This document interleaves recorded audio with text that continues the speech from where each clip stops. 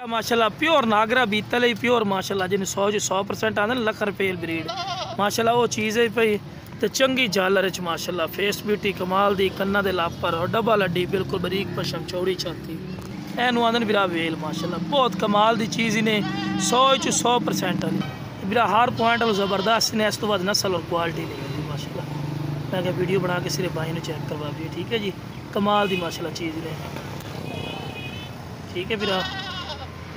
चंगे height का चिने माशाल्लाह 32 इंच की हाइट है 32 इंच मुँह बिल्कुल खीरी माशाल्लाह पाठी ने ये कहते हैं कि फौज भाई शौक रखना शौक पूरा नहीं होता इस तो बाद मेरा शौक कोई नहीं होता माशाल्लाह। ला मेरा मुँह पाटी खावे ला मेरा बिल्कुल खीरी पाठी ने असीयत पता की होंगी झालर है वेखते पैन है होंगी प्योर की झालर है वेखते पैन शाम हो गई मैं वीडियो बना के चेक करा भी ये नस्ल चीज़ की निशानदेही होंगी ने